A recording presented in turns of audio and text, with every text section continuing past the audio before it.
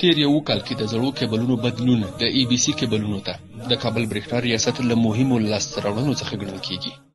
د کابل برېښنا ریاست تخنیکی کارکونکو د شبکې اصلاح لپاره په دې هڅه کې دي چې زاړه کیبلونه د ای بي سي پر نویو کیبلونو بدل کړي. دغه نوي کیبلونه د برېښنا لیږد معیار ښه کوي، د هر ډول زیان پر وړاندې خوندي دي او د برېښنا ضایعات کموي. د خیرخانه برېښنا مدیریت مسؤلین وایي چې یوازې په تیر یو کال کې هغوی توانیدلي چې 28,000 متره د ای بي سي کیبلونه د زړو کیبلونو پر ځای په دغه سیمه کې وغځوي.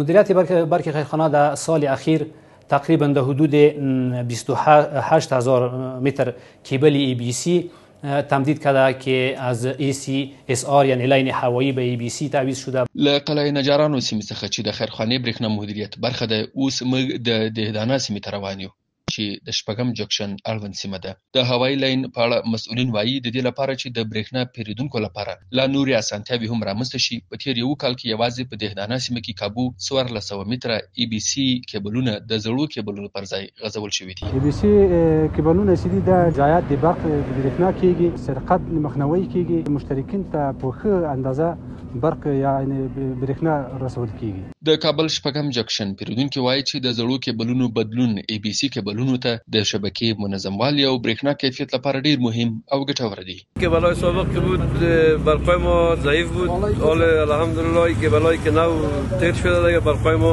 تیز است. د کابل برېښنا ریاست مسؤلین وایي چې د زړو کیبلونو پر ځای د ای بي سي کیبلونو غځول د شبکې اصلاح برخه کې د دوی لویه لاسته راوړنه ده.